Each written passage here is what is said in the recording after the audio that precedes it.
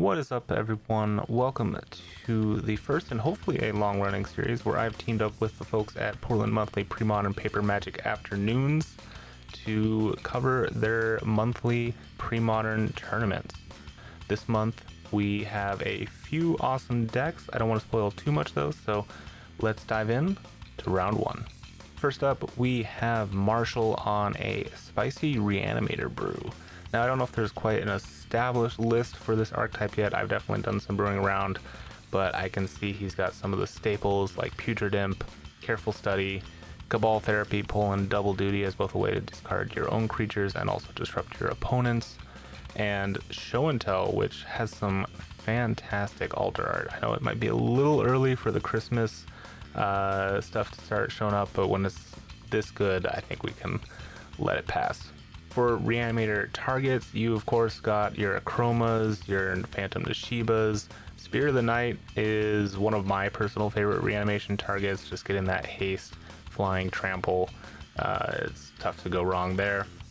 Symbiotic Worms, some Verdant Forces, one of Viscera the Dreadful, and Multani Marrow Sorcerer, which I think is a little bit of a spice inclusion. I don't know, I've never really been super impressed with them, but we'll see how it plays out.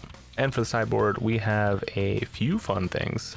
Transitioning this deck to an Oath of Druids deck is pretty sweet. I think if you take out the Putrid Imps and just swap in 4 Oath of Druids in very creature heavy matchups, all you're gonna hit is gas, and that should be pretty sweet. Stronghold Gambit, I think, is the one below that, and that is some sweet tech. I love that, especially if you know your opponent is either, well, has no cards in hand or is on a very creature light style deck, like another Oath of Druids deck. And then Firestorm for those creature heavy matchups, being able to clear the board and get all your best stuff in the graveyard to then reanimate is super sweet. And then Phantom Nishibas, if you need more life gain, it's hard to go wrong with including more of these in the list. And then another one of Multani Marrow Sorcerer, which we'll see if it comes in, see how it plays out. And opposite Marshall, we have Nate on Sligh, and this seems to be a pretty standard build of Sligh, except for the 4 Flame Rifts in the main. I think that's pretty uncommon to have at least that many starting off. That is really hedging your bets and going full on pedal to the metal, which is what Sligh does best, so we'll see if that pays off for him. I think in this matchup, going quicker is going to work out better for him. And looking at the sideboard, everything seems to be pretty up to snuff. You got a Tormod's Crypt, some Pyroblasts, some Red Elemental Blasts, a couple of Overloads. That actually is kind of interesting. I wonder why you wouldn't just go for another Pyroblast and Red Elemental Blast. Some Flaring Pains and a Snaring Bridge. I guess I get that for preventing the Oath decks or the Terrageddon decks from swinging in with their big thing and you're still able to get in. Some Crashes, some Sulfuric Vortexes, and Anarchy. Love it. Yeah, I was looking at other formats, so I think I have some cards. And here we go. Now, Sligh is kind of the litmus test, I feel like, for a lot of brews. It's definitely the gatekeeper, I guess I would say. You either have to be quick enough to go under Sligh, which is very tough to do, or be a stable enough deck where you can actually survive the initial early turns and put up enough pressure to win the long game. Now, for cards in hand, I'm assuming both players are going to be keeping. They're debating it right now, but at least for Nate, I see lands and spells, and really that's all you need for that style deck.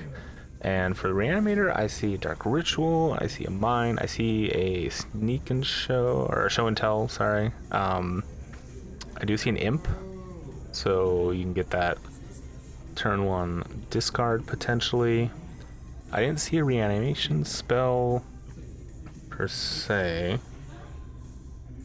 Alright, so we're leading off with the Mine.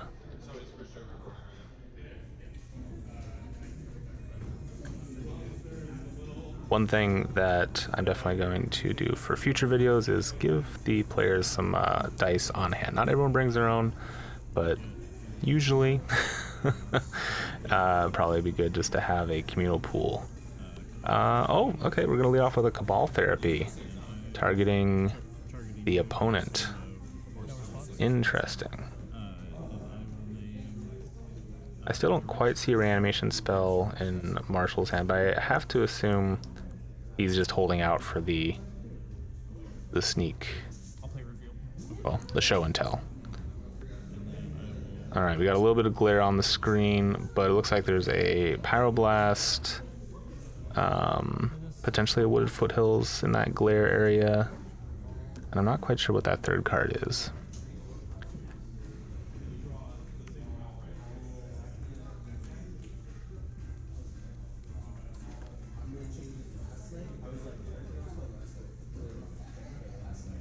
Now, the real question is, do you lead off with a Jackal Pup? Go for the quickest start? Or do you hold up a Mog Fanatic to potentially deal with any kind of mana dork? Nope, just going straight with the Jackal Pup and passing the turn. Okay, we got that reanimation spell. Now with the Dark Ritual, you could play out the Imp, pitch the Spear of the Night, which is an excellent target, I feel like. And then reanimate. And looks like maybe that's what we'll be doing. Or are we just gonna go straight into the show and tell? Nope, okay, playing out the Imp. So 2 floating. Use that free discard outlet. No. Okay. Interesting. So sacking the Imp to the Cabal Therapy's recast, get rid of Incinerate.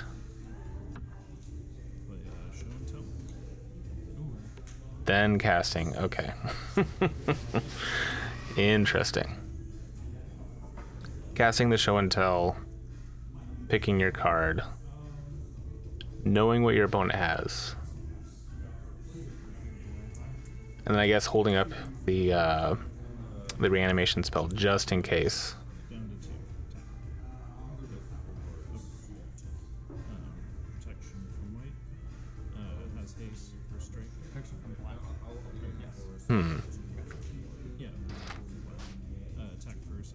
Yep, and then swinging in for 6. All right, the race is officially on, and the Sligh player actually in the tough spot right now, down to 13. Keep in mind, this is only turn 2, and already down to 13. Not bad. This is one of the reasons why Reanimator is a lot of fun to brew around, and why I honestly love Spirit of the Night.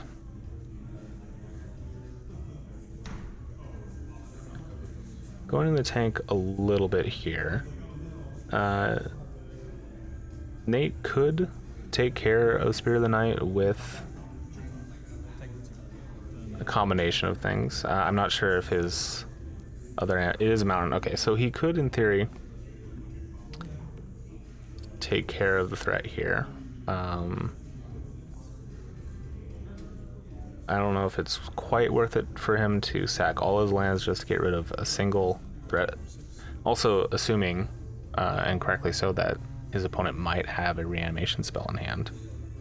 But here's where the blocks might come into play. No blocks at all. Okay, down... Well, that's right. Spirit of the Night has flying. No blocks. Just gonna try and race here. I feel like being put down to 7, though, is in a real tough spot. You have to kind of think this is where you need to take care of the Spirit of the Night. Just hope your opponent doesn't have a reanimation spell. Still putting up some pressure this turn as well, but if you don't answer it this turn, then the chances are next turn your opponent just has it. So really getting the tank here, gonna swing in with a Jackal Pup and a little Gobbo. Plays out another Seal Fire. All right, gonna hit it once. Hit it twice. 4 damage marked. And then, yeah, sacking the Mog and dealing that last point of damage necessary. And yeah, I think that's correct. You kind of just have to deal with your opponent's big threat this turn. So you at least have potentially answers next turn if it manages to come back. Which we know it will. Got an Exhume. So both players get creature back. And both players only have, well, I guess there's a Putrid Imp as well, but both players only have 1 real target. So he's back. He's swinging in for 6. Nate goes down to 1. Potentially.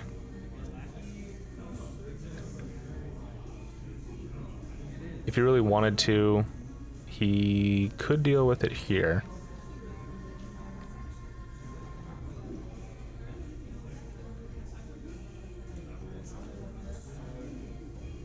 Really giving this a good think. You do lose some of your... Oh no, going down to 1. All right. Well, it's all or nothing. All right, getting some ping damage in. Now that puts, let's see.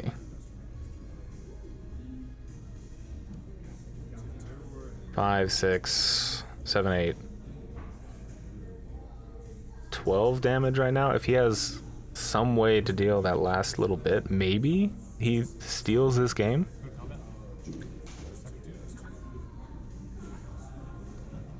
Okay, down to 11.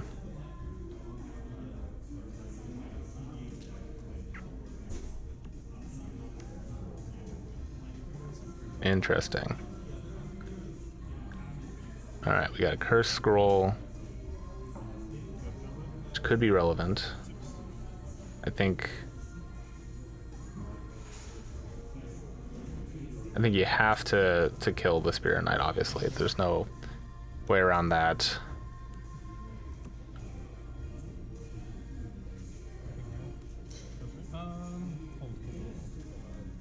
That should only be... Is that okay?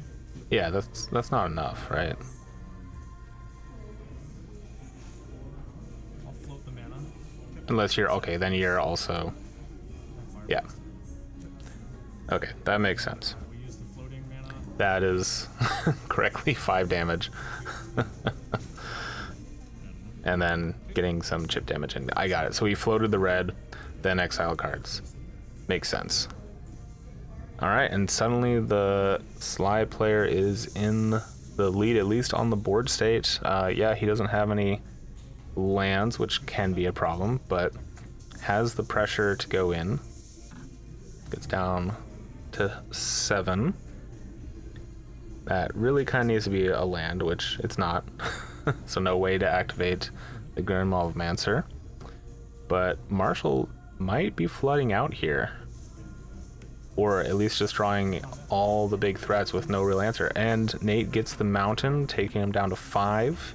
This could potentially be game, unless Marshall can get another reanimation spell that doesn't cost him life, or a sneak and or a show and tell. I'm gonna call it sneak and show this whole time. Nope, that's it. That is game 1 going to Sligh, getting there on 1 life. Wow. Winning at 1 is still winning. What was it from today? Now we're headed into game number 2. It'd be interesting to see if either player brought in some sideboard tech. I have to imagine Marshall brought in some more of the Phantom Nishibas. Maybe got rid of the Multanis because Sligh does play so much to the board that it wouldn't make sense to put him in. And let's see here. All right, Nate is good. I didn't get a good look at his hand, but Marshall has a bit more of a thinker. I think there's not much there. All right, he's shipping it back. We're gonna hope for a better 6. I definitely saw Lotus Petal. I saw some lands. I think I saw a Spirit of the Night, but I'm not sure I saw a good way to bring it back. There was the blue draw discard spell, which name's escaping me right now. So he could have potentially drew for another answer, but obviously he thinks there's a better 6 in there than what a draw spell could have gotten him. And it might even have been a little flooded too. There might have been potentially 4 lands in that hand. All right, we got a reanimation spell. We got lands. I don't see a target unless that's a Spirit of the Night. Nope. All right. Going to 5. And I feel like Reanimator is a deck that can mulligan pretty well. You really just need to be able to get out that big threat early on. And the deck doesn't do much if you don't do that, so it makes sense that you would pretty aggressively mulligan for that perfect hand. So we'll see if Marshall here can get it.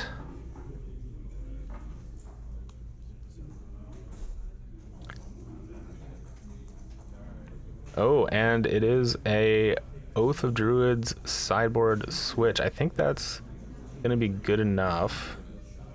Oh, and you got a Reanimator target as well.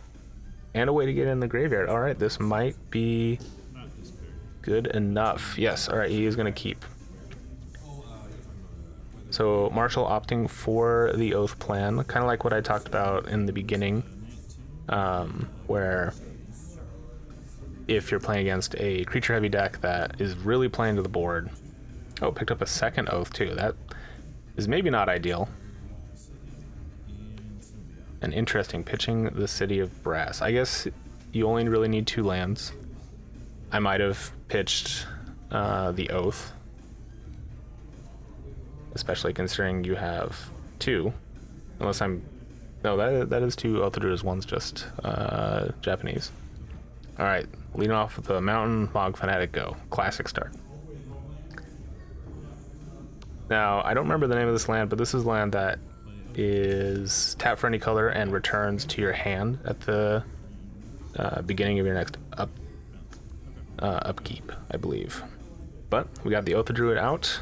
Perfect, just exactly as planned. And let's hope for a big hit.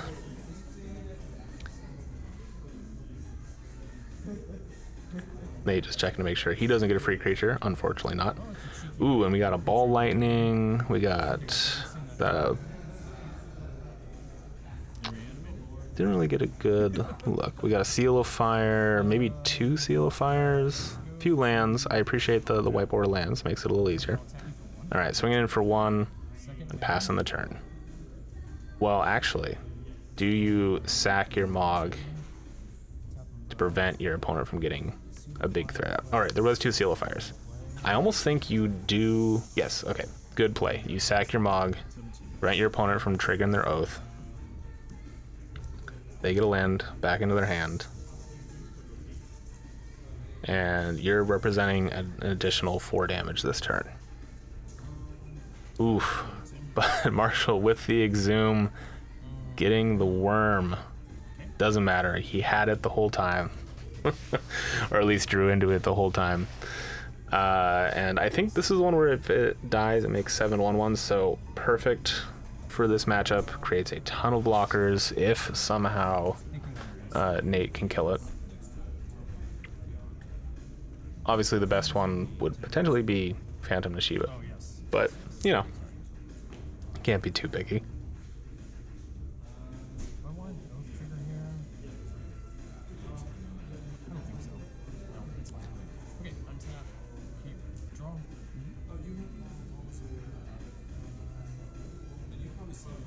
And Nate here just weighing his options. Ball Lightning is an excellent option.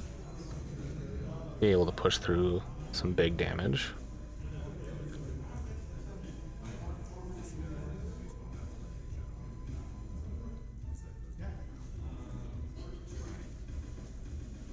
Now, whoever said mono red isn't a thinking man's game.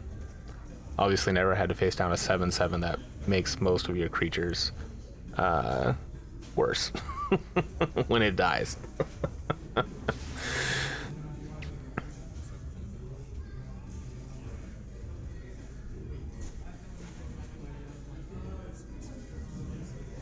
I'm trying to see what else Nate has in hand. I feel like there's one or two cards I can't quite catch. But I think he's seriously considering the ball lightning, especially with how much damage he has on board already, being able to push that through.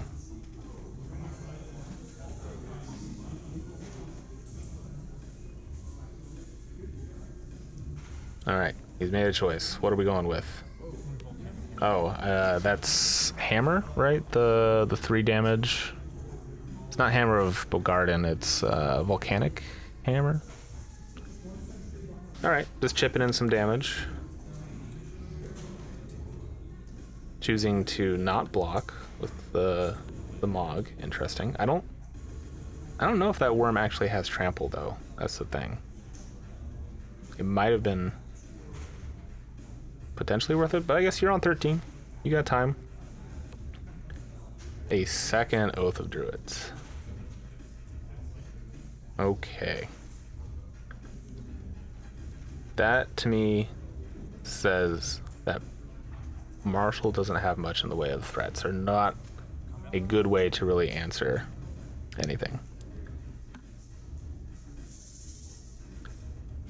And I almost would have slammed down the ball lightning there. Actually, that almost would have been game right there, right? 6 coming in, and then 4 more for 10. Maybe he's holding out to make sure he has exacts.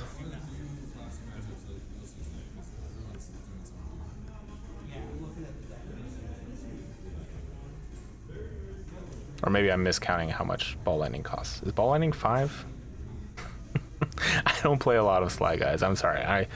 I am familiar with a lot of the format mainstays. No, it is only, yeah. All right, we got a ball lightning in. I didn't think it cost 5. I thought it was like a 3. All right, swinging in for 6. Down to 7.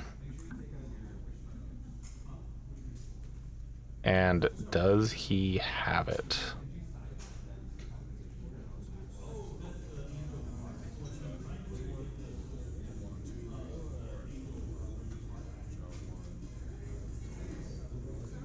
Representing 5 power on the board right now. Just needs 1 burn spell, one something. Currently not dead on board. Can yeah, does that worm really not have trample? That is crazy to me, but hey, that's old school Magic for you. Marshall thinking about his options here.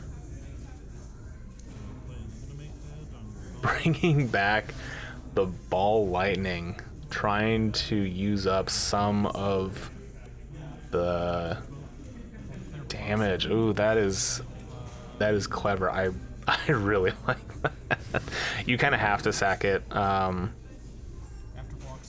Yeah, you there's no way you can let that damage come through. But Mog will chump block, get 1 more point in, go to 6, and Marshall potentially surviving for another turn. Ooh, but maybe not. I think that is gonna be enough. I think he just drew 4 damage off the top. Oh, forgetting about Oath, but doesn't matter in the end. He's got the 6 damage, and that is game. And Sligh will take it down in a clean 2-0. That was some great Magic. Good moves from Marshall. Unfortunately, no lifelink to be seen anywhere. No Nashibas to save the day, but that's just the way it goes sometimes. Yeah, thank you guys so much for watching. Make sure to like and subscribe to catch the next matches. This is a 6-round series all the way to the top tables, so make sure to subscribe so you can catch all the games, and hopefully we'll be doing more of these. So let me know in the comments what you thought, anything I can do better. Feedback is always appreciated. Thank you guys, and I'll see you next time.